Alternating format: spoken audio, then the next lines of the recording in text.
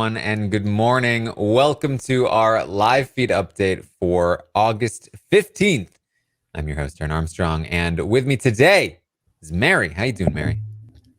I'm doing okay. It's been a long morning. I got up at 5 a.m. to run, and then I booked it back here to read what I missed by going to bed early. And, it's a lot, but I'm excited to talk about it. How about you? I'm always excited to talk about Big Brother here, as we are here to update you on everything that happened yesterday on the Big Brother 23 live feeds. It was day 39 in the house. Normally that would feel survivory, but maybe not anymore. We are going to go through everything that happened here yesterday. We have Kyland as our HOH. He nominated Claire and Big D for eviction. Claire was the initial target. Then it changed to Alyssa, then back to Claire with an Alyssa potential backdoor. And then things shifted more in the direction of Brittany the day before yesterday, day 38, because of the theory that she had won $100 from the audience and thus needed to go. And so we come into today with a big veto competition. People are going to be betting on the veto competition. People are going to be playing in the veto competition. And then we have shifting targets. It could be Claire. It could be Alyssa. It could be Brittany. A lot to nail down today. But once we do nail it down, we may be in for a locked-in week here.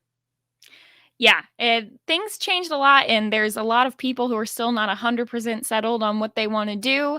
But I also think that there's been a lot of promises made that are going to make whatever decision happens a little messy. So that's fun. All right. Well, so let's get into the day. What we have we got the veto draw. Brittany, Azah, and Alyssa were chosen to play in the veto. This is probably the worst case scenario for Claire to come off the block in terms of just the people drawn. She was definitely hoping for Derek to play in this one. Derek was not chosen to play. However, because of how this second veto works, things were not looking quite as bad, especially because people are going to be getting to work throughout the day as well. So the veto players are drawn. They're also told that the veto competition is going to be Otev. So we know it's going to be Otev, and they're also going to place their bets. So just to reset this, in case you forgot how this is going to work, 4 people will be placing bets on players in the veto competition. Those 4 people are Kyland, Big D, Sarah Beth, and Claire. So what happens is, this is because of the high roller twist. They each spent $50 in order to get the chance to bet on one of the veto players. If the person that they bet on wins, they get a second veto. They get a veto as well as the person who wins the veto. So that's the high level explanation. The practicality of that is that we see that Kyland is going to bet on Alyssa to win. So if Alyssa wins the veto, Kyland also gets a veto. Claire bets on Kyland, which means that if Kyland wins, Claire also gets a veto. Sarah Beth bets on Azah. So if Azah wins, Sarah Beth gets a veto. And Big D bet on Brittany. Now, Kyland bet on Azah because he had discussed with Claire that they should be picking people that they think are not with them. So he thought, well, I have to fulfill my role and pick somebody that's not with me. He had initially wanted to choose himself. Claire bet on Kyland because she didn't trust him to use it if he won. And Sarah Beth bet on Azah because she wants Claire off the block, and Azah wouldn't have used it on Claire, so she could have had a veto to use as backup on Claire. So that's the setup. Yes, which is interesting because then we're going to have a lot of talk about who do we particularly want to win this, and some discussion, mostly among Tiffany and Kyland, but also a couple other people, about what the best scenario is in terms of who should win. Because in some of these cases, somebody, like if Claire wins the veto, for example, there is no bonus veto because nobody bet on Claire. So there's some discussion about what exact scenario do we want, because certain people want to, they're like, burn this power, use this power up. And then Tiffany's talking about, well, if we keep this power, so if nobody wins it, it sounds like she's under the impression that maybe next week she can bet 50 BB bucks again and go for this power again. I'm not 100% sure if they've like been told that or if they're guessing that that's what happens, but it makes a little bit of a difference to some people, like Sarah Beth, who is very, very firm on wanting this power to get used this week, whereas other people don't want it to. Mm-hmm. So, and also because they were told it was Otev, they're immediately going to get to studying, different kinds of questions that they might be asked. And now, in terms of the being told what the competition is, I like this also because I think if you're going to have such an important bet that happens, it's good to know at least whether or not it's going to be a fully physical, fully mental, crapshoot, whatever, for this, because there are people like, Christian, if he was still in the house, that you might say, okay, he's got a really high chance of winning this competition. Oh, never mind. It's, purely mental. Maybe he's doesn't feel as strong in that area. So I think that it's good that they were told.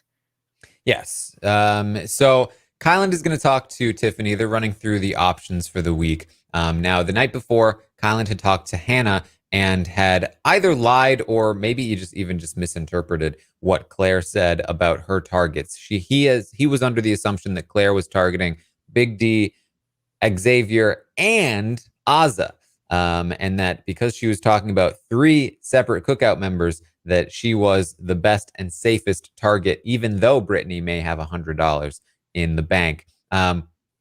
However, when Hannah told Tiffany that, Tiffany said, that's not even true, though. And Hannah agreed. And they said she was probably lying to him if that's what she said. And so when he's running down the different targets and why Claire is the safest option, he mentions that Claire would target Big D, Xavier, and Azza. And Tiffany says, no, she's lying to you. Claire would never go after Azza. She always feels like she has a good relationship with Azza when she talks to me. I'm telling you, I know Claire. I talk to her a lot. This is not the case. He's like, oh, okay. So who would she go after then? And she says, well, I mean, she'd see Brittany go at any time, but the person she's after is Sarah Beth. And she'd probably put you up next to her, to be honest, which is why she wouldn't tell you about it. And Kylan goes, oh, perfect. Okay. So that's fine then. Yeah. So we should definitely take out Brittany. Right. Because he wants Sarah Beth out to minimize the target on his back. And so yeah, this is good, whether or not it's like 100% true or if it's just Tiffany covering. I think a lot of people have been thinking over the last couple of days, is Tiffany going to fight for Claire to stay? And this is like she's not like outright going to Kyland and be like, no, I need my piece. I need to keep Claire in for whatever reason. But she does plant a lot of seeds that get Kyland moving more in that direction again. Yes. And I think this is a situation where she was told that the logic for sending Claire home is actually faulty. And she was like, I can do something about this. Yeah. But we also have a situation here, and it's pretty unique in Big Brother that because of the sort of common cause and bond that the Cookout has, they are very genuinely working for the group. And so the argument in order to keep Claire, and this would never happen in any other season of Big Brother, the argument to keep Claire is, oh no, Kyland, Claire is lying to you because she wants to put you up on the block. And this information is genuinely what convinces Kyland to go, oh, well, that's great. Then I don't want to target her this week. I'm so happy that she lied to me and that she wants to put me on the block. Instead, I'll target somebody else who probably wouldn't put me on the block because that's better. Genuinely, that's how it's going to go. And from this point forward, his new target is Brittany. Yeah, and this might sound confusing, but it really does work for like the Cookout greater good here. If the goal is that you have these, amazing race partners, with the intent purpose of taking out the partner, which is I think it's a little bit different than the parachute idea, because it's kind of a parachute, but it's more like individual shields. But then the shields are all coming to a point where they become liabilities, and I think Kyland's really seeing Sarah Beth as a liability, and he's also seeing that if that he can't take her out, even though he kind of thought about it. And then a lot of people were like, no, don't do that. That's dumb. Why would you take her out? And that's also going to be something that he's going to talk about later on in regards to Brittany, of using that as an example of a reason why some people might want Brittany gone, is because she's hurting, her Cookout person's game. She got multiple Cookout people. Well, yes. I mean, so basically, Kyland is thinking of what is the optimal move for the Cookout.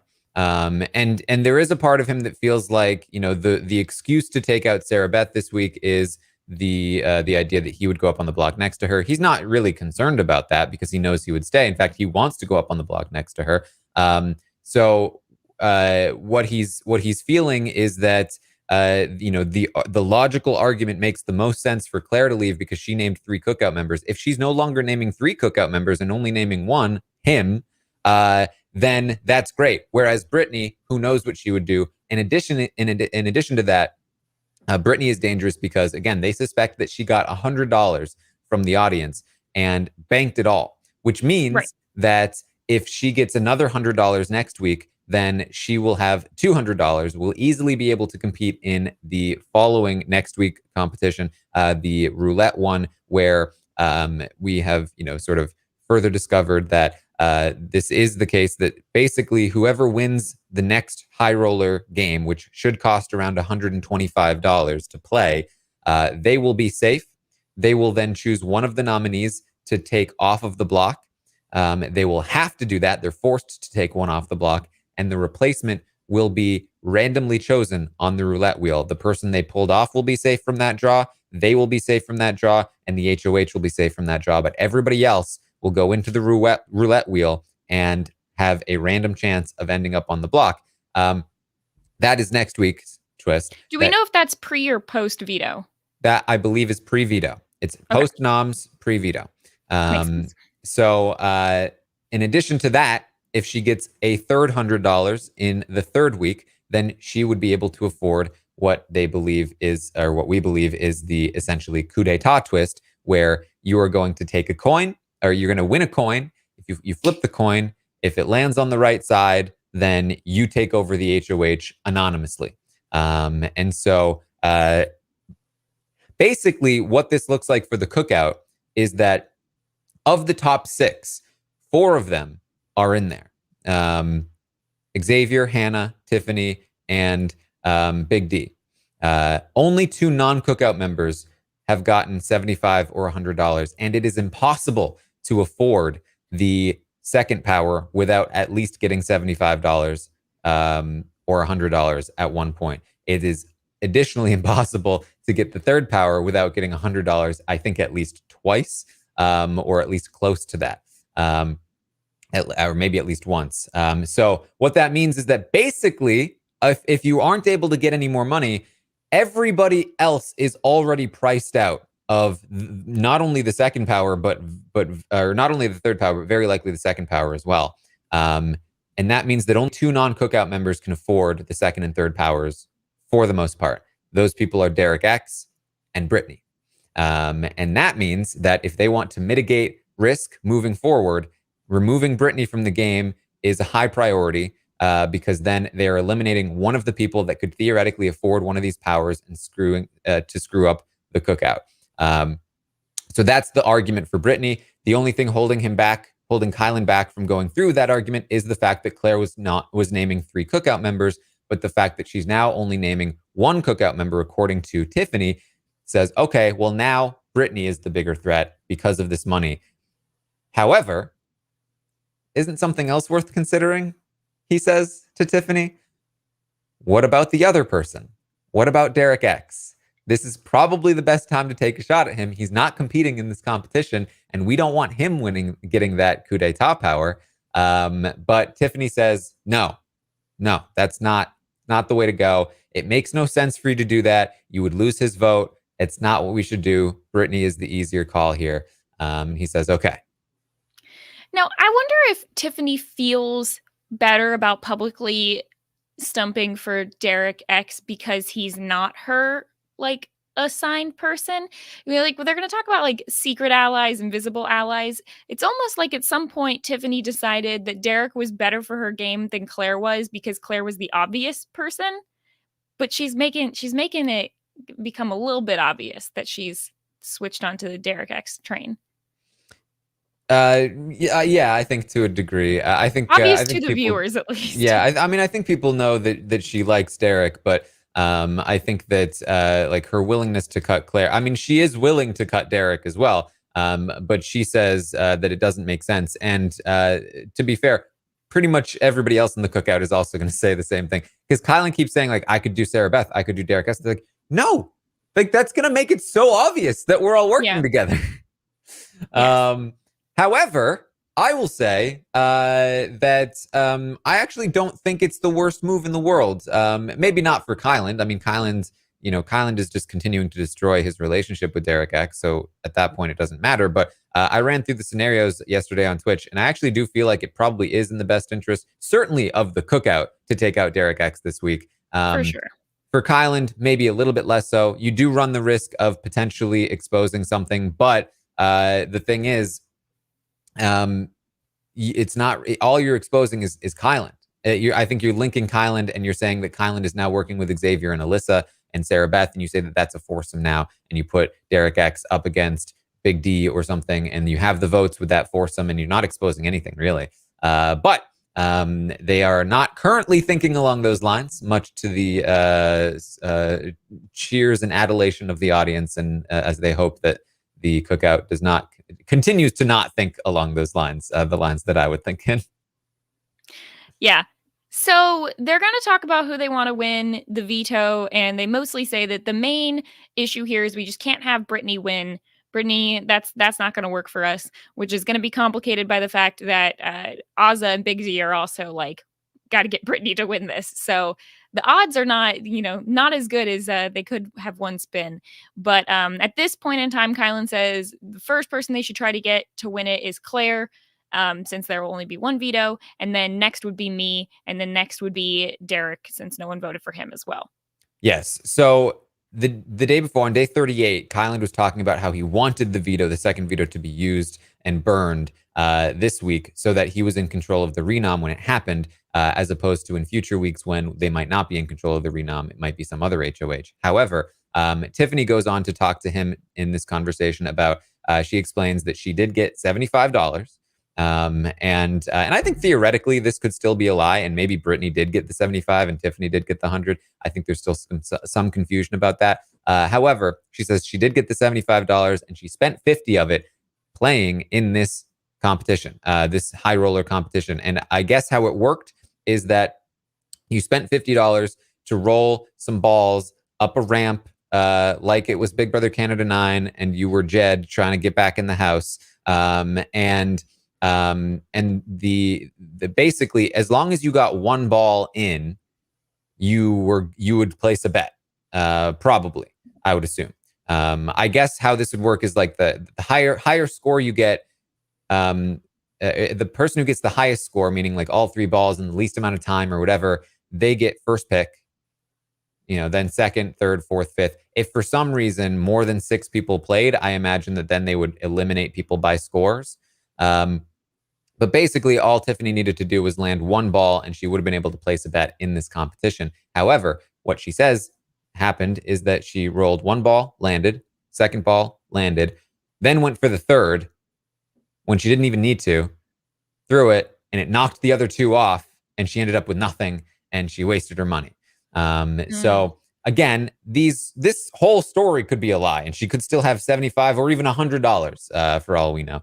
But this is what she says. And so because of that, she says, I now have $25. And what that means is, ideally, the second veto doesn't get won this week, because if it's not won, then it's still in play for next week, and it will reopen, and they will have a chance to compete and bet for it again.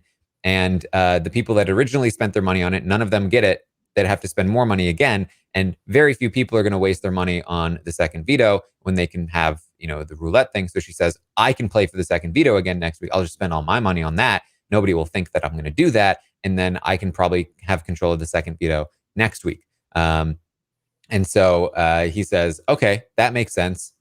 If that's the case, then ideally Claire wins the veto. Nobody wins it this week. And then we backdoor Brittany. So Kyland is looking essentially to throw this veto to Claire. Yes, in this conversation at least. But Mm-hmm. yeah. So after that, Derek is going to talk with Hannah a little bit, and they're talking about how they don't think that Kyland is going to be willing to take out Alyssa this week, potentially because of some sort of relationship between Kyland and Xavier, and how that's a thing that's happening. Derek doesn't think it would be the worst thing in the world if the Jokers win the veto, because then it's going to force Kyland's hand to put up another nominee in place of Derek, and that would force him to do something. I think Derek X wants this because he wants Alyssa on the block as well. So that would be the probably next viable option. And then Hannah thinks, well, if that's the case, though, then Claire's probably going to be going home if that happens. Mm-hmm. Well, Claire is going to get to work. She talks to Sarah Beth, confirms with Sarah Beth that if Ozza wins, that means Sarah Beth gets the second veto, and Sarah Beth is willing and wanting to use the veto on Claire in that scenario. Kyland talks to Hannah and just wants to confirm with Hannah, like, Tiffany's not making this up to save Claire, right? Essentially, like, she said Claire's targeting Sarah Beth and myself. And Hannah's like, oh, yeah, that's what Claire's doing. And he's like, oh, okay, then I definitely want her to stay this week. And he says, worst case scenario is, or says, if Ozza wins the veto, then he would, like, worst case scenario, if Ozza wins it and uses it on Big D, and then Sarah Beth uses it on Claire, then he would have to put up Brittany and Alyssa. But that would be the scenario there. Alyssa talks to Xavier, says that it's in Kyland's best interest to throw the veto to her, so that he has an excuse not to nominate her when the veto is used, so that they can backdoor somebody else. And so she feels like Kyland should throw it to her. Tiffany says to the cameras, I don't intend to lose Claire just yet. Not when it makes sense to keep her around. Yep. Good camera talking in general today from Tiffany, which was, I'm glad to hear that. I wish other people did it today, but it was mostly her.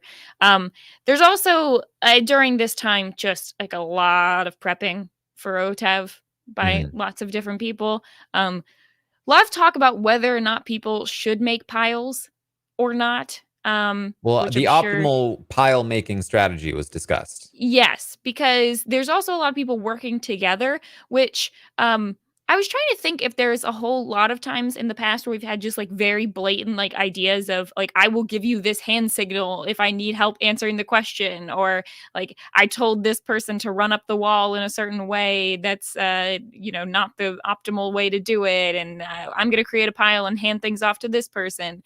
So there's a lot more strategy about that, which we probably don't get as often because you don't always know exactly when Otev's going to happen.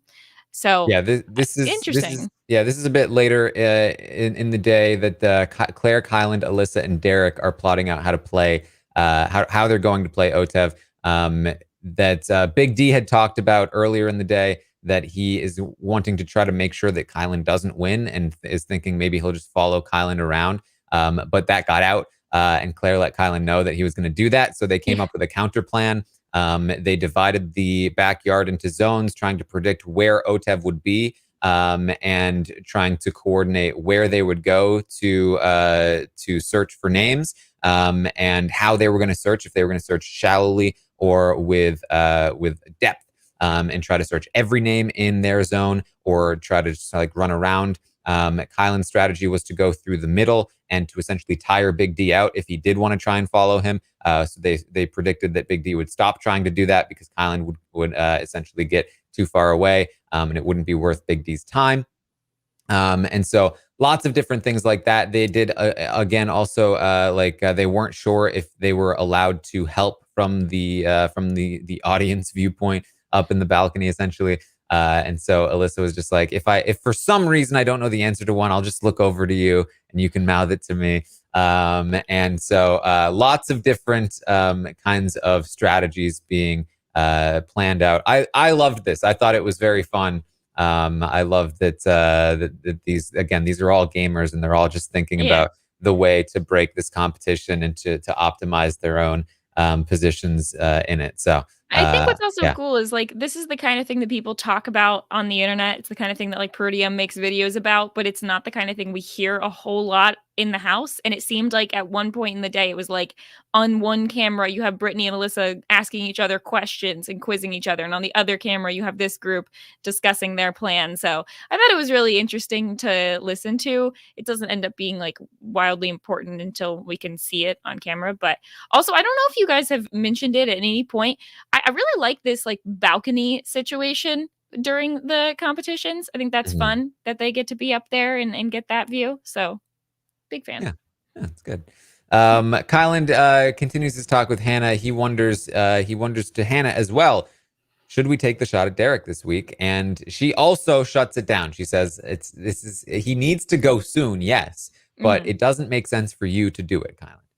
It needs to be Xavier or Alyssa, and there are going to be plenty of conversations about that later in the day.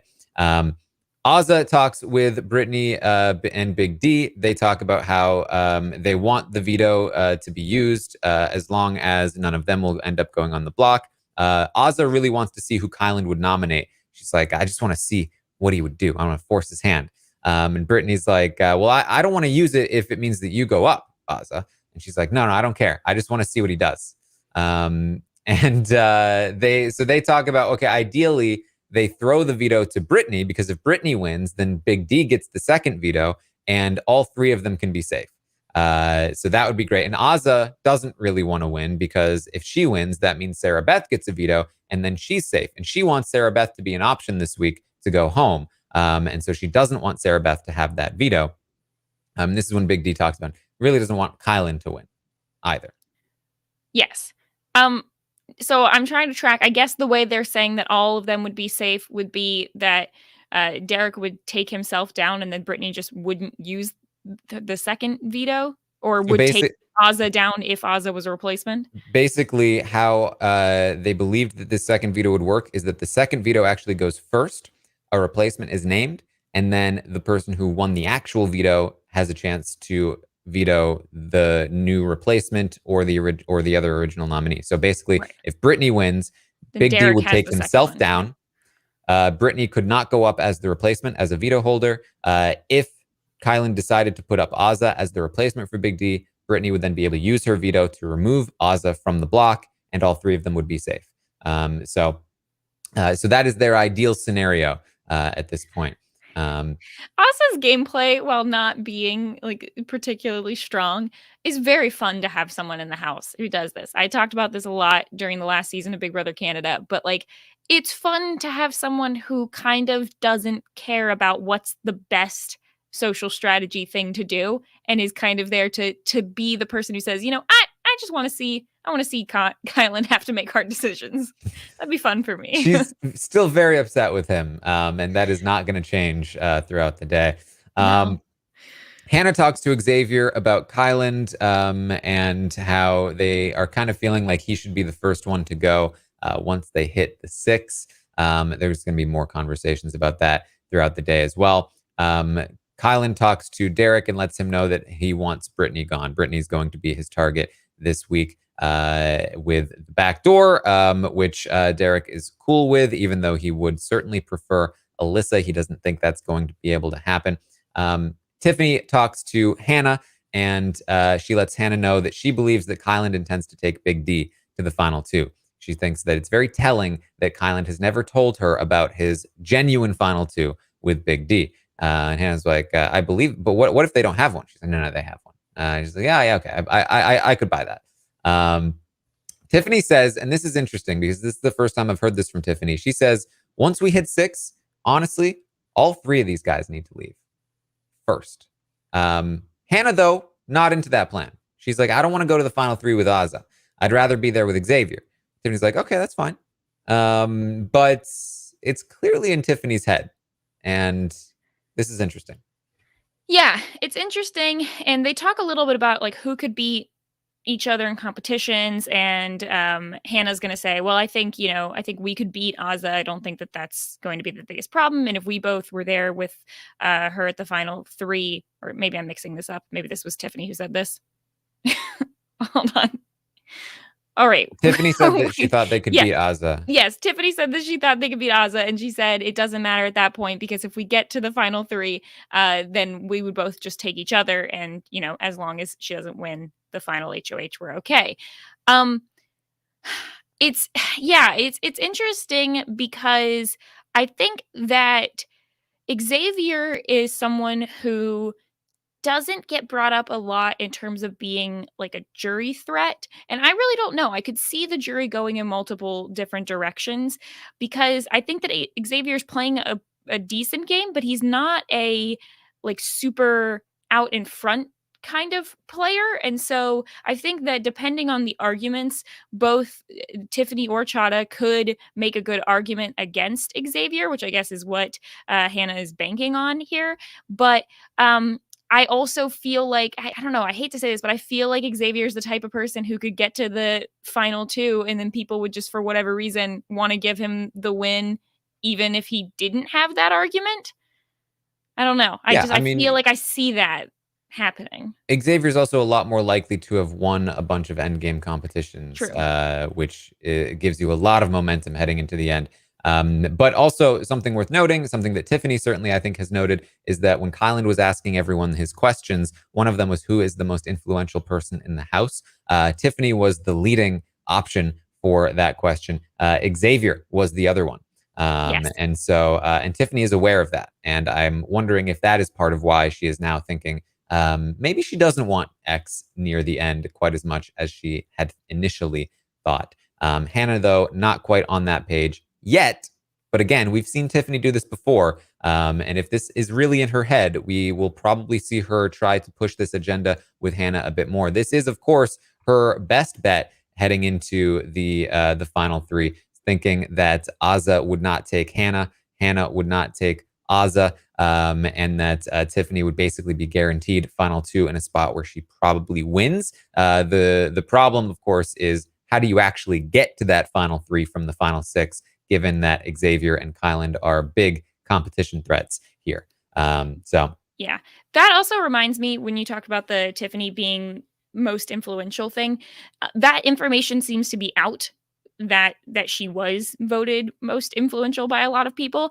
And an interesting conversation way from the beginning of the morning before the veto draw that I thought was neat was Hannah was talking with Derek X, and they were talking about Sarah Beth, and Hannah was saying, Sarah Beth is really sketchy, and I don't trust her, and I want her out. And Derek even mentions, like, I think that people only think Sarah Beth is particularly sketchy because Tiffany said that, and Tiffany is the most influential person, and she's pushing that narrative, which I thought was like a very astute thing for Derek to like connect all the dots for. And I don't know, I just thought that was cool that he brought that up. Mm-hmm. Now, I will say, in regards to that final 3, I don't think if Tiffany thinks that Azza would take her to the final 2 over Hannah, I'm not sure that's really the case anymore for sure. I actually do think that this is probably one of Hannah's best final 3 options, and probably should not want Xavier anywhere near the final 3 if you're Hannah. But, that's Hannah's making a couple of questionable decisions here and there. Yeah, and I want to clarify that it's not that I don't think that Xavier could talk well in the final 2. I think that he would be able to speak extremely well, especially given his profession. But I think that I could just see a scenario where at this point in the game right now, Tiffany and to some extent Hannah are a little bit more locked in on what's happening total throughout the house, whereas Xavier, I think, burned a lot of bridges in the previous week trying to save Christian. And so depending on if he continues on that path, then I feel like he wouldn't necessarily automatically deserve it more, or I don't know, deserve, not the best word, but, do as much in the game as someone like Tiffany. But it's a kind of complicated thing to explain. Anyway. Well, we are going to get to the veto competition, and just to set this up right before the veto competition, where 5 of these won't matter. But the way that this would play out, of course, is that if Claire wins the veto, no second veto is in play. She takes herself off the block, and Brittany is the plan for the replacement. Brittany goes home against Big D. If Kyland wins the veto, Claire gets a second veto. She uses it on herself. Same scenario. Kyland does not use his original veto. Brittany goes up on the block. Brittany goes home next to Big D. If Big D wins the veto, nobody gets a second veto. He takes himself off the block. Brittany likely goes up as the replacement, and Brittany probably goes home next to Claire.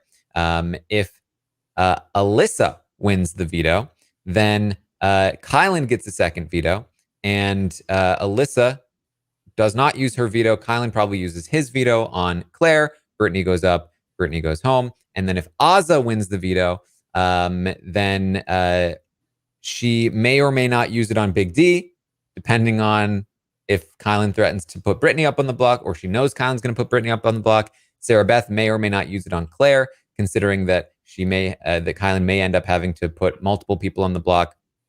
But the, again, worst case scenario for Kyland at that point is Brittany and Alyssa on the block. And then if Brittany wins the veto, then Alyssa is likely to hit the block either next to Claire or next to a different pawn, depending on how things play out in that sense. So for Claire, she's almost definitely safe in any scenario. The 2 worst scenarios are Azza and Alyssa winning, because that gives the option for this plan to go back in the other direction and back onto Claire as the target. So that's what we have heading into this veto.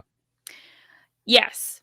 So when the feeds come back from the veto, I don't know about you, I was confused for a second, because the veto that I saw first was actually the second veto, the bonus veto, and I was like, oh, I see what happened. And then I saw another veto. I'm like, nope, that's okay. Other version. Because the first person I saw wearing a veto was Kyland. So I assumed that he won and that Claire got the second one. But that he didn't. It was Alyssa who won the OG veto. People initially thought that Kyland had won the veto because he was wearing one. However, it was actually Alyssa who won the veto, and Kyland got the second veto. And how this went down, again, is going to piss some people off. Kyland is very bad under pressure and very bad at throwing competition. So what happened is, first of all, Brittany apparently lost the competition trying to get up the ramp, and somebody else was able to get up faster than her, and she was eliminated. That's how Brittany went out, and that is likely how her Big Brother story is going to end, I'll tell you now. Then it also sounds like Azza threw it at some point. Yes, Azza threw it to Brittany. That was their plan. They were going to throw it to Brittany, and which is a kind of okay. I'll just say this about Azza's plan here. I hated Azza's plan. Why did I hate Azza's plan? Because Azza thought that by giving Brittany the veto, that was her best chance of keeping Brittany safe this week. But that's not really the case, because if Azza holds the veto, she has power over the renom. If Azza has the veto, then Sarah Beth has another one. That means Sarah Beth has to go first. And if Kyland feels that Azza is going to veto Big D, then he may ask Sarah Beth to not use the veto, because he doesn't want to have to put 2 different people on the block. And if Azza does want to use the veto on Big D, then she's going to say, who are you going to put up as the replacement for Big D? And he might say something like Brittany. And so if she knows that he's going to put up Brittany, then she knows, okay, then I don't want to use the veto. And if she doesn't want to use the veto, then Kyland at that point might say, okay, Sarah Beth, please do use the veto on Claire so I can put up Brittany. But if he does that, then she can use the veto on Brittany and save Brittany. So she actually could have prevented Brittany from going on the block. There's no way that Kyland can sneak this in there unless he actually full on tricks Azza into doing it, which I don't think he's willing to do. So Azza winning would have saved Brittany. And instead she threw it to Brittany. And, I guess that if you think that either one of you can win and it would be fine. It would be one thing, but she intended to throw it to Brittany. And quite frankly, Azah has a slightly better chance of winning this competition than Brittany, in my opinion, because she's a little bit taller and has a better chance of getting up the ramp, which is exactly what happened.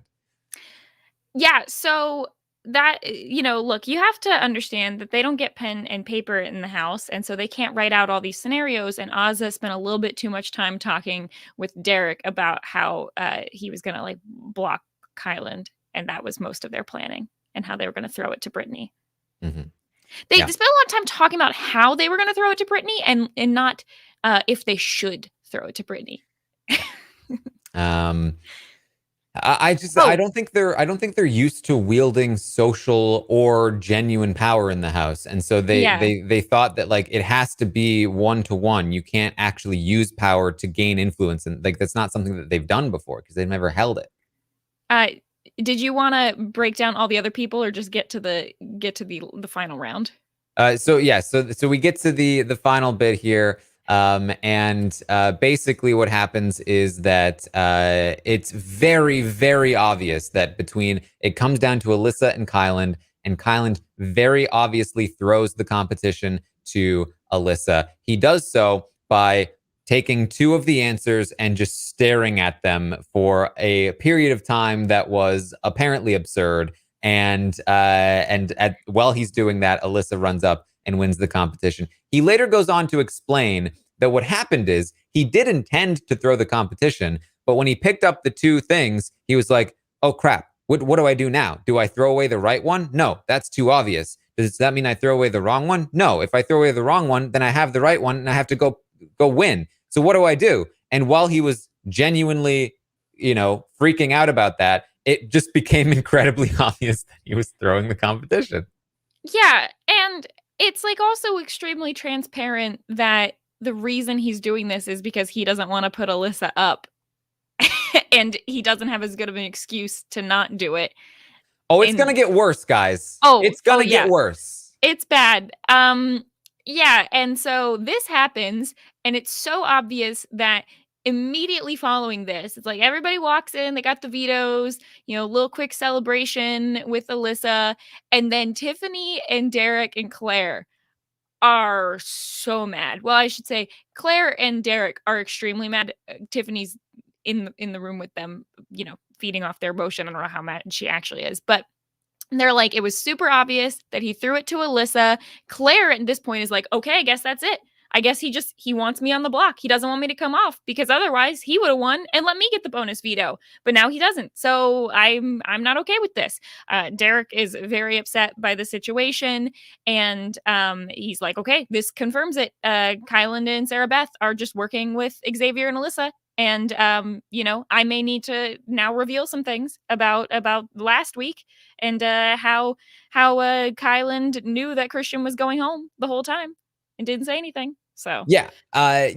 So Claire is reading the signs of that, like, in any logical situation in any logical house, she is absolutely the target here, because why else would Kyland want to throw this veto and prevent her from getting the veto? If she was meant to be the pawn and meant to come off the block, why would he do that? Why would he intentionally give it to Alyssa and remove one of his options and give the power to somebody that he couldn't theoretically trust? Because now if he tries to make a move, she could counter it. And by the way, that is still an option. Not going to happen. I know people are talking about it, but it is an option because Alyssa will then use the veto after Kyland. So if Kyland uses his veto on Claire, puts up Brittany, Alyssa could use the veto on Brittany and force Kyland's hand to do something else, which quite frankly is what she should do at this point. Maybe. But I think in that scenario, it would be pretty much 100% that Derek X goes up. It would be Derek, which is her target, which would be good for her because then she wouldn't be wasting her time targeting Derek X anymore. Yes. And if she won HOH next week, she could actually target somebody in the cookout, which would be better for her game. So Derek and Claire are pissed. Tiffany says, you should go talk to Alyssa now. You should go talk to Kyland now. Derek is like, I don't know. We should chill. But Claire's going to go and talk to Kyland right away. She wants to get a sense of what's happening. She goes up to Kyland. He says, okay, listen, why did you pick me why did you bet on me for the veto? It's because you didn't trust me, right? She said, well, yeah. Yeah, and also you're confirming that by the fact that you didn't let me win it. Yeah. And he says, okay, well, I'm going to prove to you that you can trust me. I'm using the veto on you. No question. I am using the veto on you. Don't worry about it. You're going to be fine. This is not what Claire expected to hear. She's like, okay. Okay. It's not what Claire expected to hear, but if I'm Claire and I'm a super fan of Big Brother, I can see the edit where he says this and then just doesn't do it. And it's like, well, yeah, that confirmed everything. Because, I mean, Kylan has done this in such a way where even if he does use his veto on Claire, Claire's still going to be upset by this situation. He put her on the block. He made her think that she might have been the target, didn't let her win and take herself off. So it's not, it's like, it's a half measure of doing a nice thing, but in a horrible way. Yes. So the question becomes, why did Kylan do this? Why did he throw the competition to Alyssa if he intended on taking Claire off the block anyway? And that question is going to linger in our minds, audience, as we wait, as we wade through the day's events. Hopefully, Kylan will eventually explain it to us, and we'll understand his master plan. But until then, we'll just be forced to sit and wonder. Shout out to Xavier for talking with Kylan, and Kylan's like, yeah, did it look like I threw it at the end? Xavier's like, yeah, it was pretty obvious. It looked pretty bad. It was pretty bad. Yeah, this was a full day of people just being like, dude, Kylan, stop.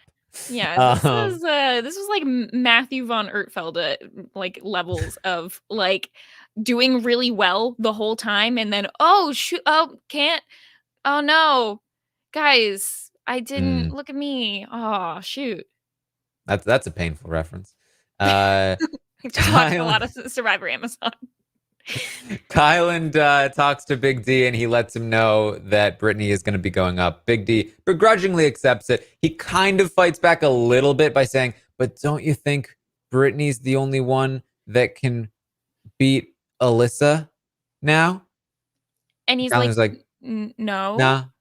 No, and he's like, well, but she's the only woman who could beat Alyssa, and kind of like, why does that matter? Because like other people could beat Alyssa. Really, really big comp threat, Alyssa. This is master of the social game, Big D, getting what he wants. Yeah, I do want to call out. I know it's been mentioned a little bit on the episode update, but Kyland is going to have a conversation here where Derek F is going to call Sarah. If we can just quickly get through the game stuff first, and then because that was the tail end of the conversation. I wasn't sure if we were coming back to anything else in there. Yeah. So Kyland asks Big D so basically Brittany's going up on the block. Big D is going to begrudgingly accept this. And Kylan says, okay, I need you to tell Azza for me. And I would like for you to do that. Basically, what I want you to tell Azza is that prior to the veto, I told you that the plan was that depending on who won the veto, either Alyssa or Brittany would be the target. Just essentially to make it seem more fair, right? That like, okay, if this had happened, if Brittany had won, then Alyssa would have been the target. Or if you had won, or if Big D had won, if any of you three had won, then Alyssa would have been the target. I would have been fair about it. But because Alyssa won now, unfortunately, that means that that Brittany's the target. Sorry about that. And so that's what he wants Big D to tell Azza. Big D's like not having any of it. Like he's like, I'll tell her, but he doesn't really understand what Kylan's looking for. Yeah, because Kylan's like, can you act like I told you, but then you just forgot to tell Azza or something? And then he leaves and he comes back and he's like, or should we say that you like lied to Azza? No, let's just go with the forgot thing. And Derek is just like not responding, and he's like, yeah, I'll talk to her. Yeah. Also, Big D keeps like slamming the bathroom door open and leaving, and then coming back because he keeps hearing somebody come in, but nobody's coming in. It's very ridiculous, this whole conversation. Yeah, I don't know. I mean, like, if you want something done in a particular way that's gonna benefit you, Kyland, for this like very transparent move you just made, don't like try to also throw Derek F under the bus to Azza. Like, that's not, again, why would he agree to do that? He has absolutely no incentive to do that. This isn't even like you're trying to lie to someone who's not in the cookout. That you're all in the cookout. Like, it's Yes. But then they get to what you were referring to earlier yes. here, which is that, of course, Big D is going to, as we saw in the episode a few nights ago, he is seems to be fond of calling women the B word.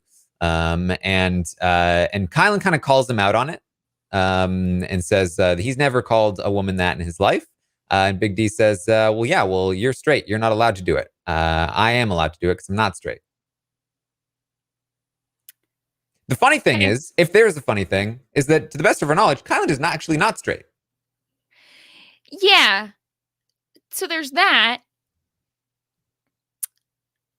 I mean, I feel like maybe this is something that like Derek F should, ask the women in the house if that's but it seems like a rule that he's made up.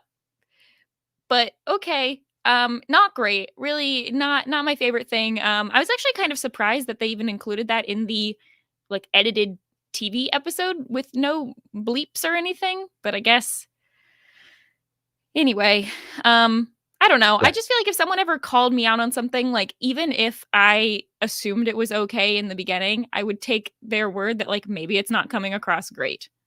Maybe just don't do that. Yeah, I think in general, saying I am allowed to do something because to another group of people because of my group of people, Yeah. Yeah.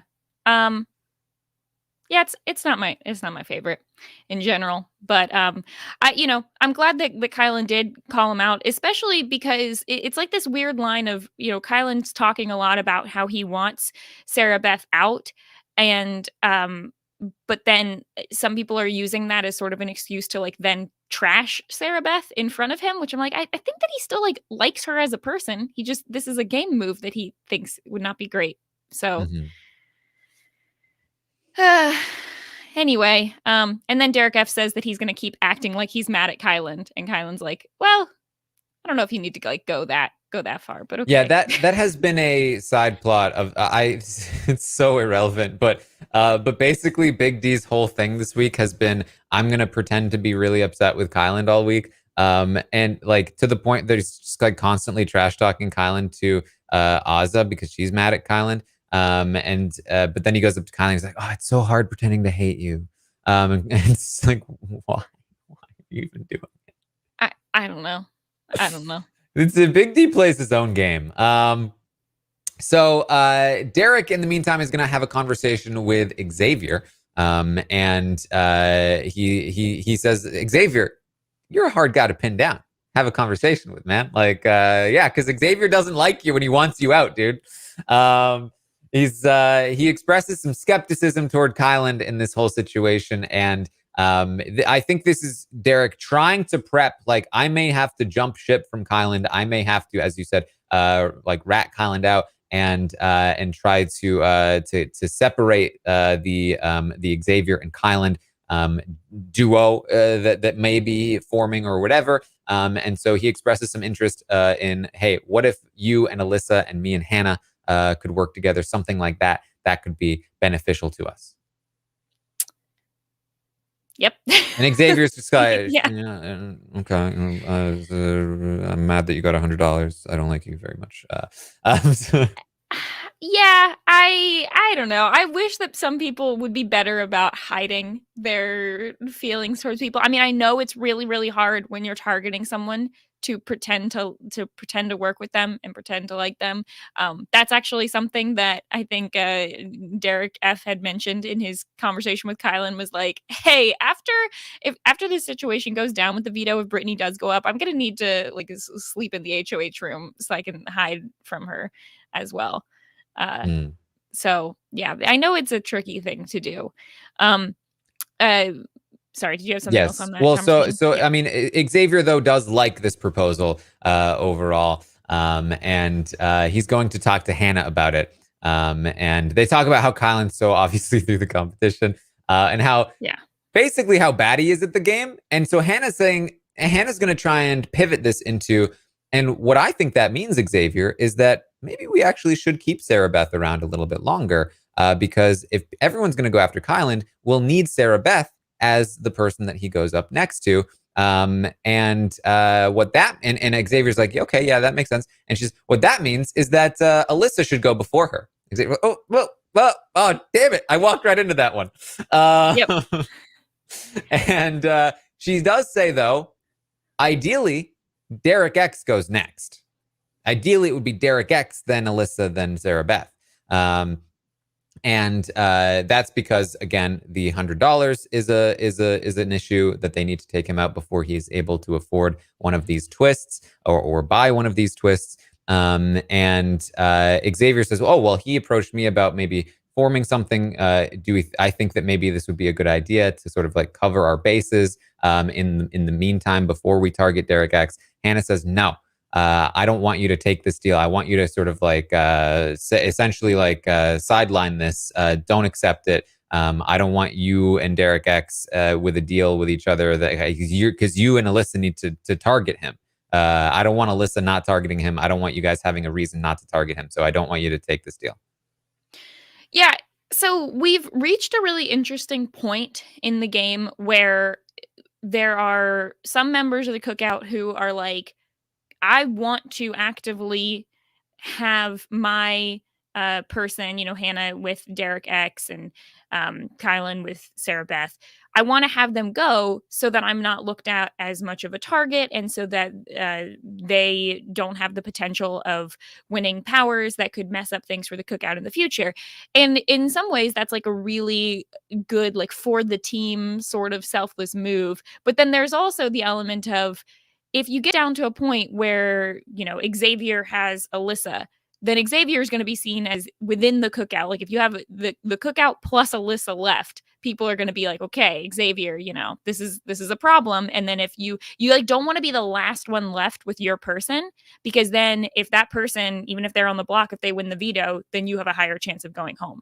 So I think that it's sort of like this very strategic trying to figure out when to cut your side person in the game, both to show your loyalty to the Cookout, but then also for your own personal game. Yeah, I don't agree with that at all. I agree with it in terms of if you are also, while doing that, making moves within the Cookout to ensure your position moving forward. Like, I think that Hannah's kind of doing that with Xavier and doing that with Tiffany to some extent, of saying, like, let's start planning our final threes and our final twos and the order that we're going to start cutting people within the Cookout. I mean, like, if you're looking at it in a very, very self-interested way, you could say, no, keep your pieces around as long as possible. But if you're also looking at it in a self-interested way, then that would mean that your pieces might need to outlast some of the other members of the Cookout. So I think it just depends. Like, you've mentioned many times, for Tiffany, for example, going to the final six with the Cookout is not Tiffany's best chance of winning the game and getting to the end. So if you're looking at it as how does Tiffany or any individual member of the Cookout win the game, that might not be with the Cookout. But if you're looking at it as, we need objective 1, have to get the Cookout to the final 6. Objective 2, once that happens, how do I then get myself to the end? I think that there is positioning there that could help, assuming that if all members of the Cookout are down for that same goal, and that you're not going to have Xavier or anybody, I'm using a random example, get to the final 7 with their person and then change their mind and say, actually, you know what? I'm going to go with my person farther. So right. Well, I mean, I think the primary thing is the idea that even if you are loyal to the Cookout, there's no logical reason for you to want your ally out first. And that's where maybe I not think first, but I think you don't want to be the last one. I just think I very much disagree with that. I mean, the idea that like what if they win the veto? No, the idea is like, what if that person wins the HOH in the final 7 and then takes a shot? And now that's way more dangerous, in my opinion, than winning the veto. Because I could see it multiple ways. Because if you're up on the block next to your ally at the final 7 and they win the veto and you go up against another Cookout member, then you're just at the final 6 up against another Cookout member like you would have been. And if you're not positioned in the Cookout, then you would have been out anyway. Whereas you could have been the person that was about to win the game, like X. And if you're X and Derek X is the person at the final 7 who wins, then he's going to target you, and he's going to put you up on the block next to the best pawn possible, and he's going to be pissed if people flip the vote on him, and so on and so forth. And you're in a lot more danger with Derek X around than you are with Alyssa around. I think that there are scenarios where what you're saying makes sense, but I think there are scenarios where, for example, if you get to the final 7 and you have Brittany, Azah, and Derek F all there, and then Brittany's on the block against one of them or someone else, and then she comes down because she wins the veto, I think that there are certain people in the cookout who might say, okay, we're at the final 7, and there is a 3-person potential alliance here with Brittany, Azah, and Derek F. We need one of the 2 of them to go, which now ups their chances of leaving. Whereas if it was just Brittany, or just Azah and Derek F, I don't think they would necessarily be in that same targeted position. I think it depends. I think it's I understand where you're coming from, but I think you're trying to optimize for the least likely scenario as opposed to optimize for the most likely scenario. I don't know. Hey, look, the chat is split as well, so I think there's yes, I'm seeing my name. Look, I see agree one with person. Mary. Nope, I'm seeing at least 3. Okay. Look, right. I understand that you have probably thought every scenario through more than me, but I think that there are reasons in a game why you might want to lower your target and that might help you get farther and win, especially if you're in a scenario where your person might then be on the jury. I mean, in this case, they would all end up on the jury, but in a way that more benefits you. I think it could happen. I think that there could be scenarios where if you've positioned yourself right and start prioritizing allies within the cookout, you can still get to the end and win, having gotten rid of your person earlier on. I think this is not the only time. I mean, look. Of course, you could win, yeah. Yeah, but look at Dan Giesling being like, I'm not going to fight to keep my ally. I'm gonna let them go quietly, and that's going to lower my target in the first week. And I know in week 1.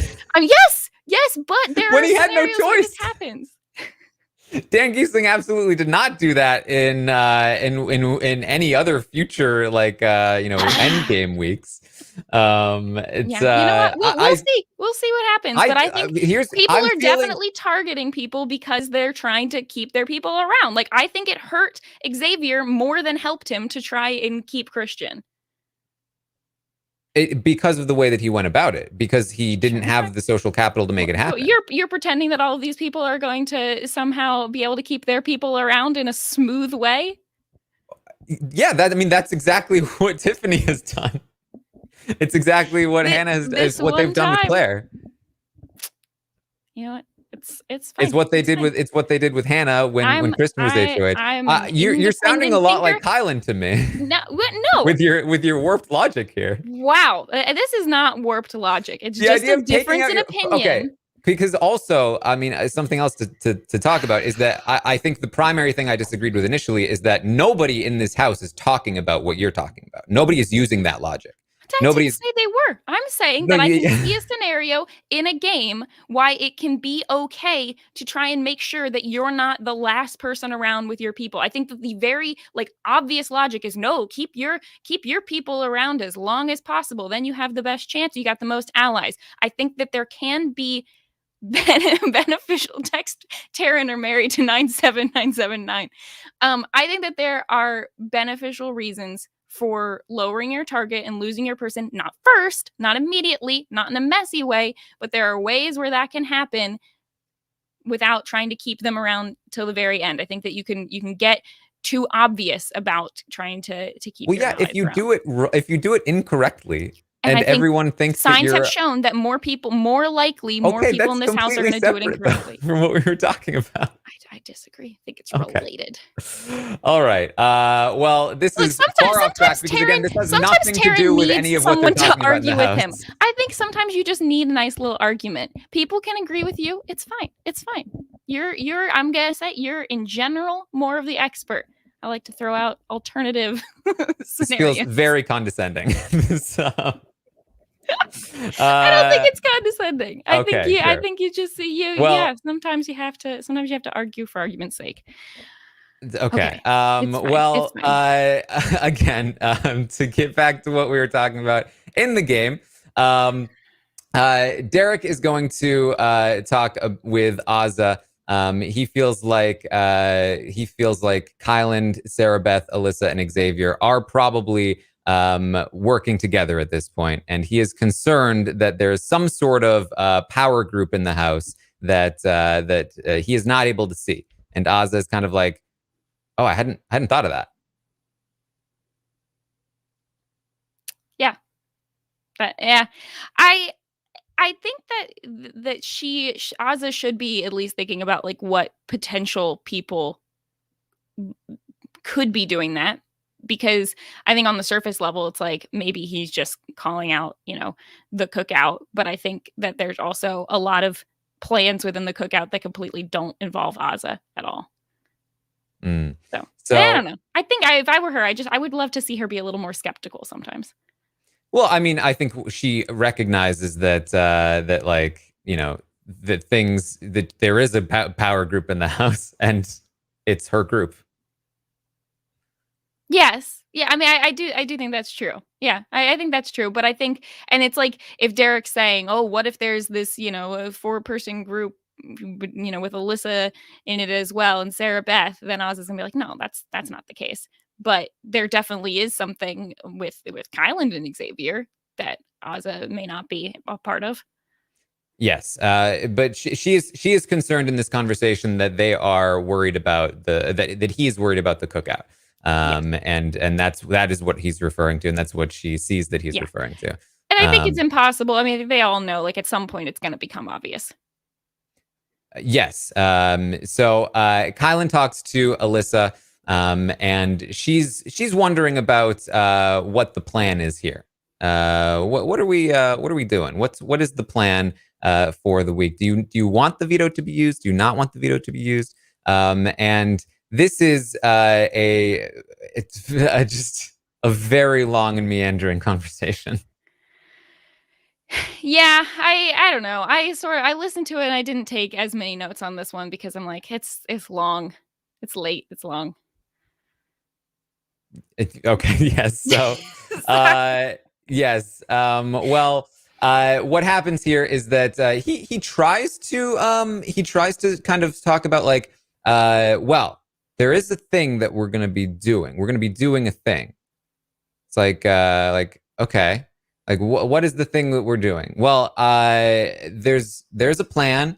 I would like for you to like talk to maybe support this plan. And she's like, okay, so what is the how are we support? What is the well, look, as long as Sarah Beth and Xavier are safe, I'm cool with whatever. He's like, yeah, they're safe. He's like, okay, so you're gonna vote for whoever I put up to go out, as long as it's not Sarah Beth or Xavier. Yeah, I guess so. Okay, well then, yes, then that's the thing. She's like, oh, okay. Look, it's better for you not to know the thing. Yeah, this is where it lost me a little bit, was the like, I need you to agree to the plan, but it's also best for the plan that you don't know the plan. Yeah. Yeah. Which, It's if I was Alyssa, that would be ringing some alarm bells for me and be like, I'm not, he wants me to do something with this veto or not do something, but he's not even telling me like what the full reasoning is. mm-hmm.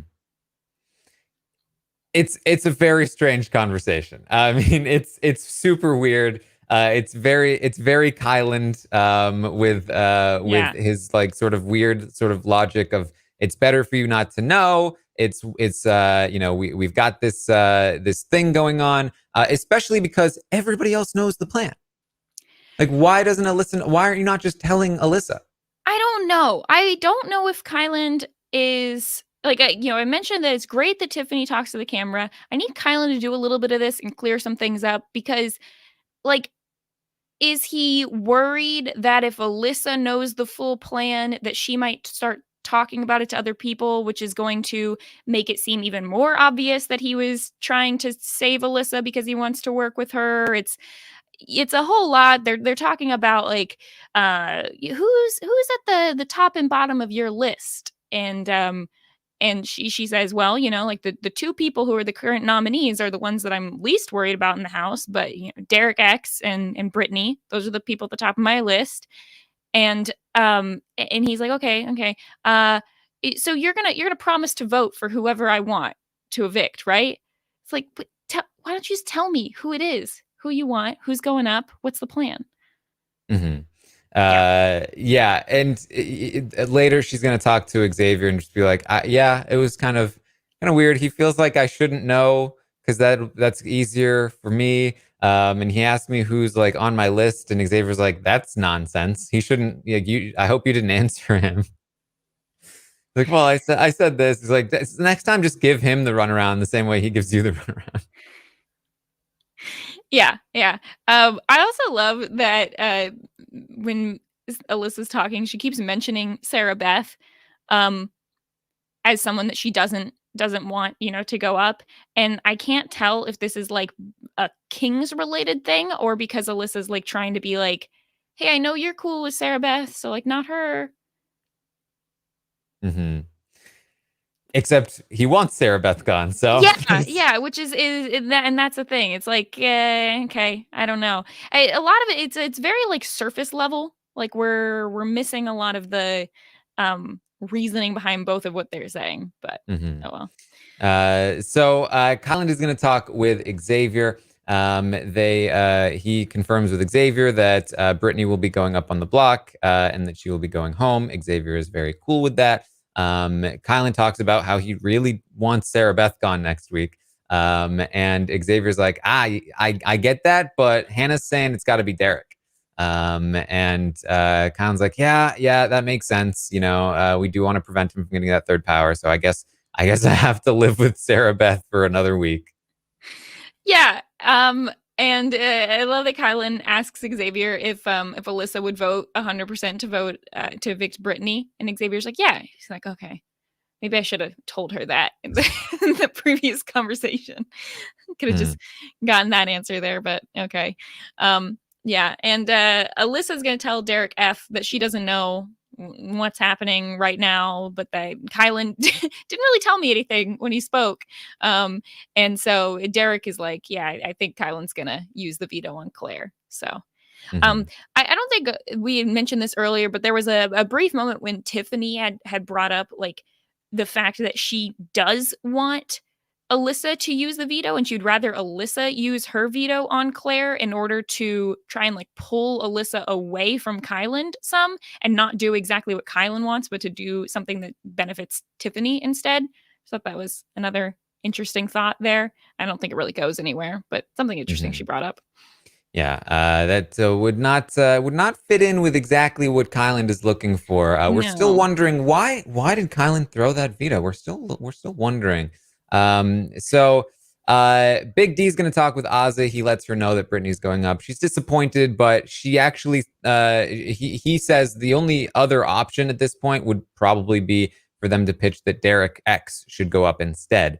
And she's kind of like, that doesn't really make sense though, because listen, he already told me that he's really suspicious that there's a big thing going on. And so if Kylan put him up on the block, I feel like everyone would know what's going on by the end of the week. Like that wouldn't work.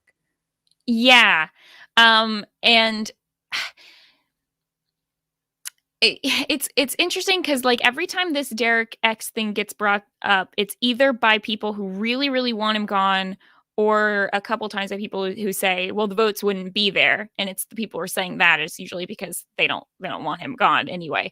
I haven't sat down to think about it of all the scenarios of who Derek X could go up against and would the votes be there for him to go, because it does benefit a lot of people for I don't know. I mean, it's like I was yes, if you're worried about Derek realizing there's an alliance he's not a part of, putting him up and sending him home like does confirm that, but also then he's gone. And so win-win. Yeah, I think she's concerned that he's gonna like start talking and then like expose what's happening, figure out what's happening, expose what's happening, and then everyone else Yeah. will know what's happening, and then they'd be in some trouble. Yes. Yep. So Derek and Azza both want to talk to Hannah first before they talk to Kylan more about this potential idea to see what maybe Hannah knows that Derek X knows. And Azza is going to also mention that she doesn't trust Kyland the way that she used to, especially the way that he's operating and putting them in this position, which is completely right. Kyland, for being HOH, like, this is quite the not great look for the rest of the house. Yeah. So Big D does, though, go to Kyland, and he is going to pitch that Derek should go up. And Kyland is like, honestly, I was kind of like on board with that, but the rest of the cookout doesn't want it. So sorry. Yeah. Oh well. Yep. Do you have anything else from that one, or no?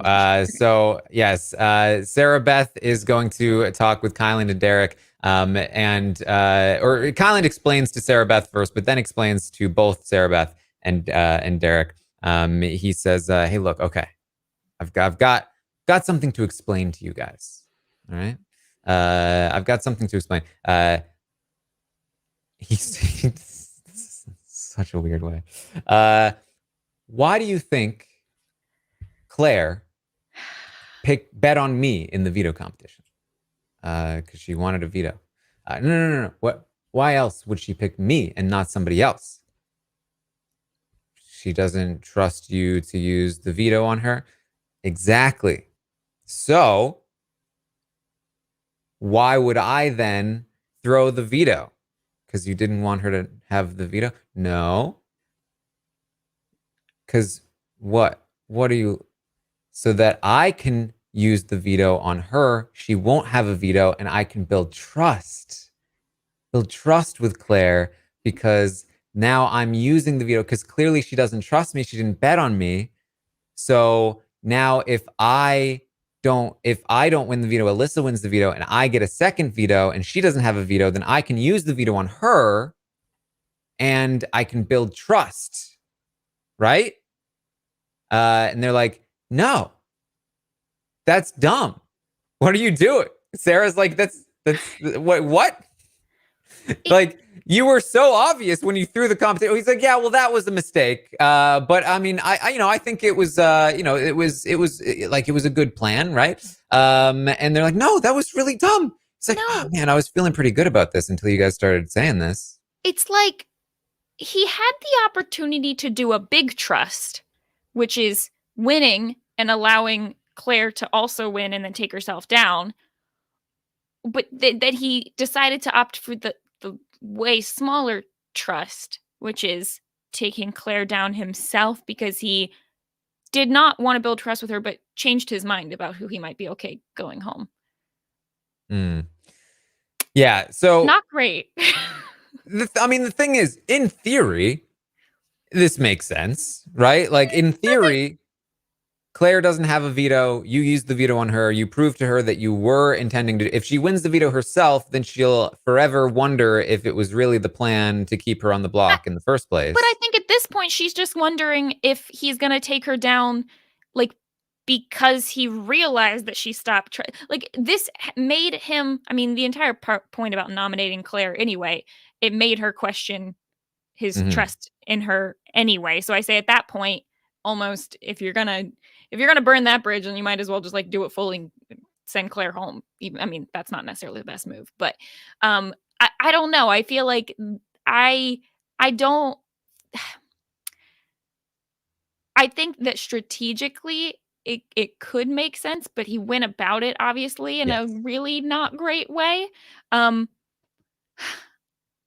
if this was his plan from the beginning, maybe he could have said it, but like the way that he's phrasing it of, oh, I'll put her up and then prevent her from winning so that she can't question that, and then I'll take her down. This is like a Frenchie thing. It's like something that he would say is like, I want to have the power in my hands to save someone, to show them that I was lying before when I put them up, or that I want to keep them safe. I don't want you to have the power to save yourself. I want to do it so that it looks better for me also.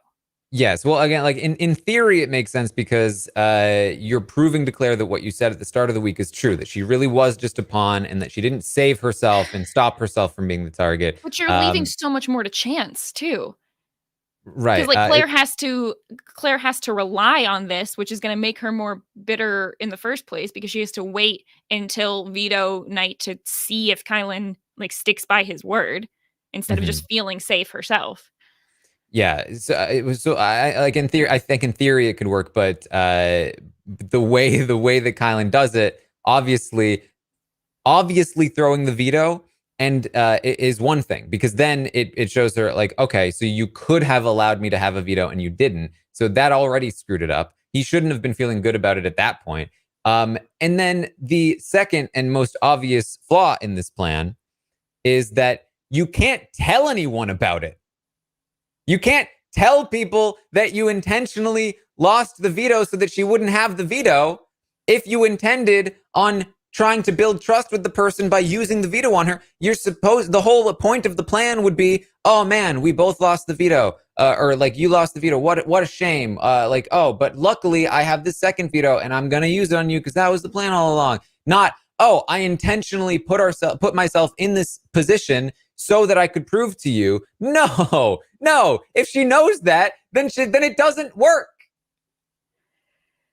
Yeah, it doesn't work in a lot of ways. And I think the other factor here is that prior to the veto competition, he had told Claire and other people, like, oh, yeah, I want to win so that can be your thing to save you as well. So he told her that he would try to make that happen, either have Claire win or himself win, and then obviously threw it. So it was also like an element of lying in there as well, or changing his plan while he was doing it. I guess I really wonder, like, when did Kyland come up with this plan and why didn't he run it by anybody to begin with? Well, that's the point, is that he shouldn't run it by anybody. Yeah, It's but if in you're order for gonna it to work, it needs to be a secret.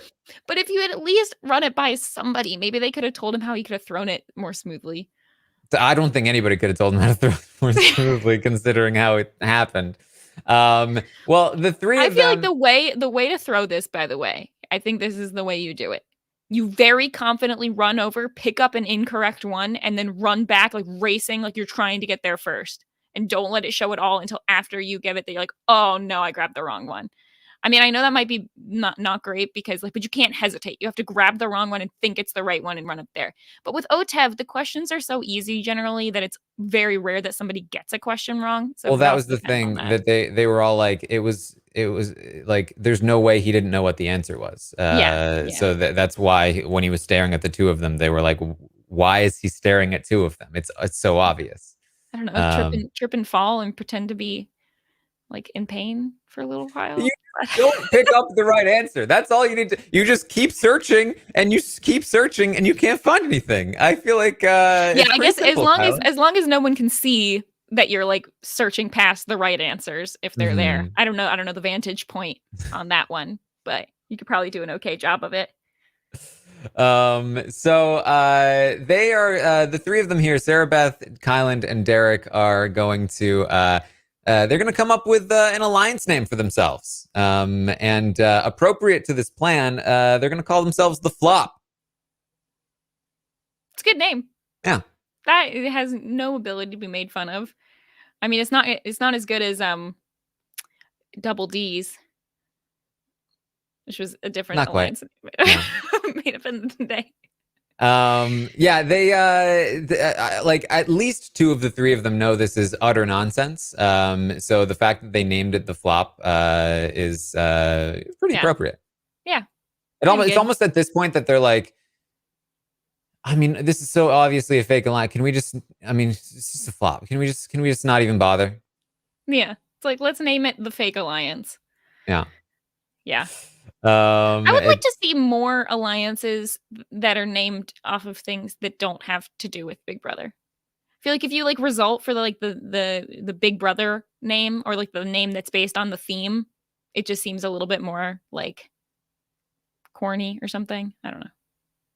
that you want it to not be Big Brother related or to be Big Brother related? I would rather it not be Big Brother related. I mean, I know that there are plenty of those as well, but like, I think all of the alliance names, they're always like some kind of like action to get people out. You got like the exterminators or the detonators or like all the, I don't know. I just feel like wouldn't it be cool to have an alliance that's like the book club or something. That was what the detectives almost were. Oh, really? I Yeah. missed that. Detectives is okay. Is okay. I don't know. I just want to see a little bit more creativity in my Oh, alliance names. well, there you go. Well, literally a few conversations down, this conversation is going to happen. We'll get there though. Tiffany and Kyland have a conversation. He tells her that he did throw the competition. Tiffany afterwards talks to the cameras and says she wants to continue to get closer to Kyland. She was hoping that he would admit he threw the competition. Apparently, during Kyland's questions, people said that she was the most influential. And apparently, what Sarah Beth said is that I am the most influential because I have been in every HOH's ear, which is true. And that's why she's got to go. And then she gets together with Kyland, Claire, and Derek. They're the detectives. And Kyland lets them know that he will be taking Claire down. Claire says, I was a little skeptical. I was a little pissed off earlier, but I've cooled down. I feel good now. I'm very happy. And they talk about how they want to include Hannah in the alliance. They want to bring Hannah up and talk with her. But how would they do that? So in an existing alliance, they can't just bring her in as a fifth. Well, could they pull Hannah in, start talking about alliance names, and then be like, what about the detectives? And they're like, well, no, that wouldn't work, because then we wouldn't be able to differentiate between the two. So we should come up with a new name. And Derek X says, the book club. And Claire, or sorry, Tiffany I don't want eventually. to say, I completely missed this. When I said book club earlier, I was throwing that out of nothing. I completely missed that they had said that here. But Well, there you go. Tiffany eventually comes around to what about the agency? That we were the detectives, but we pull Hannah, and now we're an agency. Mm-hmm. Everyone's an agent. I think my only issue with this is you have the high probability of like a royal flush thing happening where you forget that you've named the one with Hannah the agency, and then you accidentally drop detectives by her. Although it does have the benefit of being like, oh yeah, it's like we're detectives in the agency. Didn't you know that? Yeah, it's a detective agency. Uh-huh. So Foolproof plan. yes, that's they're going in that direction. Kylan's going to talk with Ozza, sort of explain the situation again. That it is going to be Brittany. She does again, but doesn't put up too much of a fight here. He's like, is there anything else you want to know? And she's like, yeah, I mean, look, is this the formula for how things are going to work moving forward, where we don't learn anything until after the veto? And he's like, oh, well, no, I mean, it's we didn't know until after nothing was set in stone. So there was nothing to tell. And she's like, why did last I heard it was Claire. Why did the target change from Claire? And he says, well, I didn't have the correct information on Claire. I thought that she was going to be targeting Cookout members. That's just because I was misunderstanding, and that she was lying to me because she's coming after other people. Is this one of the like most loyal alliances that like is so each member of the alliance is so out of the loop of all the plans, and that they just like have a common goal but do not have any need to include everyone on that goal like on an individually weak basis? I think it's so interesting. I Because mean, if this kind of conversation was happening in any other season, we would assume like, oh, Ozza's completely on the outs of this alliance mhm. and not I, actually in it, and it's fake. Yeah, it's interesting. Yeah, I mean, I think this is probably the most loyal alliance to each other, period. Yeah, It's it like is, so. but it's a very dysfunctional loyal alliance. Mhm. So Kyland is also going to talk to Hannah. He explains his trust building exercise with Claire to her as well. And she's like, I understand the logic, but you made it so obvious. Like, that's, first of all, it's diabolical. But second of all, you made it so obvious. And she makes the pitch that Alyssa needs to go before Sarah Beth, same pitch she made to Xavier. But she says Derek needs to go next week. He's the only one that can win, that can afford that power in the third week. And so I think that what we need to do is we need to try and throw the HOH to Xavier or Alyssa in order for them to target Derek X. He needs to go. Yeah, yeah. Good that they know who needs like a that Xavier and Alyssa have been so open with their target that it's like, okay, well, keep them to target Derek. And it is very like, I know they literally use the chess pieces a lot, but it's very interesting, like which people are sort of out in front allowed to target which other people. So, I mean, at this point in the game, I think with the exception of Tiffany, Claire, and to some extent Hannah, I think Derek X is like probably the person that everybody should want out. Mm-hmm. Yeah, it is interesting. I feel like the person who should want Derek X out the least is the person who is pushing him the most. Yeah, yeah. There's also that. But you know, are you referring to Alyssa there or someone else? Hannah. Oh, Hannah. Yeah, Hannah's also targeting, but I don't. I also think that like if Alyssa could step back for a second, she doesn't need Derek X out in the same way Mm-hmm. that she might need other people out, but then she's got like the previous week to think about. But yeah, okay. We don't need to discuss the who should be coming after their people thing anymore. All right. Well, Azza is going to talk with Big D. She says, Kylan can't trick me. Yeah. I know this was the plan. He's pretending like Claire was the target at first and that it changed. I know that's a lie. I know that this is the plan all along. He's not going to get me. Yes. But what is she then going to do with that information? I mean, I don't know. She has it. She knows. Yeah. It's like everybody has this, but I don't know. But besides the fact of saying like, oh, this wasn't great and this was obvious for Kylan, I mean, it hurts his like win potential in the end, but I don't know if it really affects anything else at this point if no one's Mhm. going to do anything about that. Tiffany and Claire talk as well. Claire has now been informed about Kylan's trust building exercise. She's pretty annoyed about it. I don't understand why he thinks that intentionally breaking my trust is going to build trust with me. Well, we have seen examples of when that kind of thing has happened. I'm being facetious here. This is still not a good idea, but like this is a similar type of thing to the like I'm going to lie about my occupation and then tell you what my occupation is, tell you that I did lie in order to build trust. I mean, I know it's a very different like in practice, but it's that same sort of idea of like I'm going to break trust to make it. Well, I mean, again, I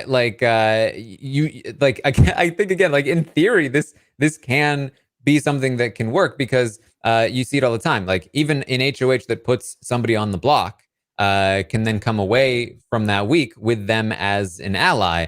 The thing is that you can't tell the person, yeah, I put you on the block so that by the end of the week you would trust me.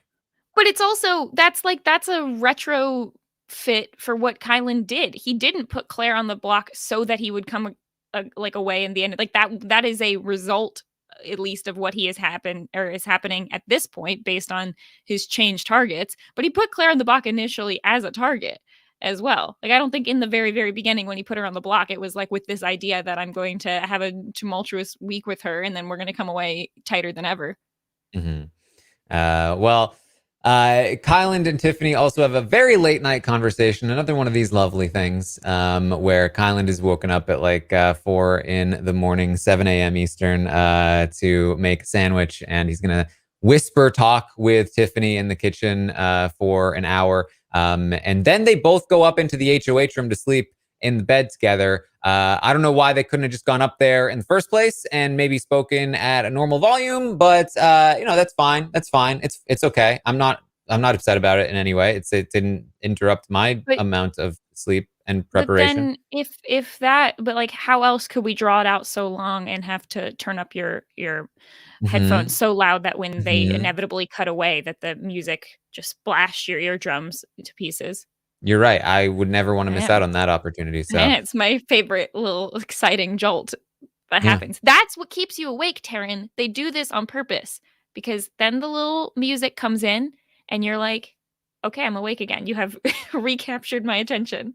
Yeah, I genuinely I think that Kyland is going to destroy my mental health with this. This like you're talking about like you're talking about like intentionally taking out your allies, and it genuinely sounds like Kylan to me, and my Kylan frustration has now rubbed off onto you, and I'm like, what? No, stop Kylan. I think this is a comparison that I don't love. It's what he's saying. He's making similar arguments. And Well, yeah, it's well, I've been incepted. Then what do you want? I was half falling asleep while listening to these. I'm just like, I keep hearing Kylan talk about how it makes sense to take out your allies, and I'm just like, Kylan, why? Like, what is this logic? Well, no, And Kylan is so far like it has burned like so much stock that I feel like at this point it's like I mean, I don't know. I don't know what Kylan's best way moving forward. Yeah, no, he needs all the allies he can get at this point. But gosh. I don't know why like any of his plans are happening. I do feel like this is like there's a lot of Frenchie in this too. And maybe it's like a lack of sleep I'm thing. telling you, Ozza's right. Frenchie is the most influential person in this house. Was she like being facetious? Yes, yes. Because like but she has a point. Like I know it's like a silly one, but like game Yeah. changer. I look again. I made the case. Look at what's happened. It's all Frenchie. He's gonna be so glad to hear this. Yeah. And again, because here's the thing, Kyland. I actually don't mind the meandering conversations as much. For me, it's when Kyland whispers. It's like he is just so hard to. It's so hard to follow the conversations with the whispers. Because typically when people whisper, they're like, it's like it's you can sort of like, okay, I need to really concentrate on this, and I can get it. But like when Kylan is whispering, it's an hour of whispering, and it's just impossible to focus on it. And I mean, you have more practice with this than me. I take notes on the feeds like once or twice a week for the last like 4 years. You've been doing this way more than that. So you probably have a better way of a better system of this. But for me, I'll be taking notes, listening to these Kylan conversations. And it's like I have to take all these notes and then reread them and then figure out exactly like what was said after the fact because it is kind of disjointed. Not to mention the fact that in this season, there's also like other interesting things that are happening. In almost every past season I've seen, with the exception of like specific moments, one camera is just showing like people chatting about movies or like something not necessarily super interesting, and there's like one pretty interesting conversation happening, and now it's just constantly multiple interesting conversations. That's hard to like actively pay attention to everything that Kylan says in these really long conversations and then also try to listen to the other important thing. I need to know your system because Yeah. I do want to say though, like overall, I think I feel like I've seen the sentiment that like that now that Kyland is not quite as popular as he was before, people are a bit more hard on his communication style. I think that it's important that people remain understanding of yes. how Kylan communicates. I do think there's a pretty big difference between how he lies to people and how he's actually trying to communicate to people. But still, I think that it's important to just be mindful. I think Definitely. Of it as you're talking about Kyland and you're complaining about Kyland or whatever. I think I've seen some people go over the line a little bit, and I want to make sure that we are not doing that. Yeah, and I'm speaking purely from a note-taking perspective. It's just Mm. it's a lot to follow when the conversations get long, but that goes for anything, and I'm a very long-winded, verbose person myself, and I know it's in a different way, but it's still like could be a lot to listen to as well, and try to pick apart what I'm saying as I'm making my sentence up as I go. So it's Yeah. complicated. Also on that note, there was a sequence of conversations that happened, and none of these were like particularly game related, but it was right before the veto, there was a sequence of conversations between Tiffany and then 3 other people, and it was like Tiffany and Alyssa, Tiffany and Brittany, and Tiffany and I think Sarah Beth was the last one. I'm trying to remember. And it was like each person came in and started venting about a different person. They left the room, and the person they were venting about came in while she was braiding all of their hair. And we just heard like 3 venting conversations. I thought it was interesting to show like people really confide in Tiffany, even though these aren't like game related things. These were more like living in a house with someone can be tough. I need to vent about it for a second kind of conversations. But I appreciated showing like or having that kind of moment just to like see the type of trust people have in Tiffany. Yes, the hair salon gossip sort of situation. But it's also something that I feel like Brittany was another person who, similar to Kyland, like has a different communication style. And a lot of times people are like, oh, I wish she would just stop talking for a second there. And, I think that it would be great if people could be a little bit more open-minded in general. So that's about what we've got here. This conversation. Wait, is that it? You don't want to go on for like another hour? I mean, we certainly could, but this late night conversation, mostly complaining about Azza between the two of them, Kyland and Tiffany, and bonding a bit here. So more Tiffany just kind of doing what she said she wanted to do, getting closer with Kyland again, but she still is going to keep one eye open when it comes to trusting him. But that's about what we have here for the day. Anything else that you wanted to bring up, Mary? Definitely not. It was so much. I do want to reiterate that Taran is my friend, and I like to have fun discussions about potential different strategies in the game. But I'm not angry at Taran for being right. Honestly, Mary, I'm sorry if my frustration for Kyland was aimed at you in any way here. No, it's fine. It's fine. Like I said, I've been incepted, guys. Come on, I had to wake up really early, so my brain was fading. At midnight. Come on, give me a break. All right. Well, that's what we have for you this morning. Thank you guys for joining us. You can, of course, find me on Twitch, twitch.tv/Taran Armstrong. And we will be playing some Among Us later today. Or actually pretty soon, like in an hour. Yes, this was a preview of the type of discussions we have on Among Us during voting calls. That should be the new strategy in Among Us, is just like starting to filibuster via Kyland. Love strategies. Love that. Yes. Hey, Taran, where were you when the murder happened? Hold on, I gotta drink a. Oh man. See, the thing about being somewhere on an airship is that when you're moving around. Sorry. Tune in for Kyland strategies on Among Us. Yeah, I'm not going to forgive the fact that Taran did break our pregame alliance and murdered me last time. Did I? Yeah, I mean, it only happened once, but still, I felt that pain. So, look, I don't think I voted you out, though. No, but you did kill me. Look, you gotta kill everyone. Okay, sure. I wouldn't know. I've been stuck on crewmate for the last 3 weeks, but it's fine. Anyway. All right. Mary, where can people find you? You can find me everywhere at Frail Mary. Also be playing Among Us today. Check that out. And check Twitter for everything. Riverdale is sadly back. So Kirsten McInnes and I are just slowly dying over on Kowski Cast. So feel free to check that out if you're listening or watching Riverdale. I don't know why you would be, but if you are, if you're still doing that, so are we. So if we have to suffer, you need to suffer along with us. Well, there you go. All right. Thank you guys so much for joining us. Of course, later tonight, there will, of course, also be an episode on.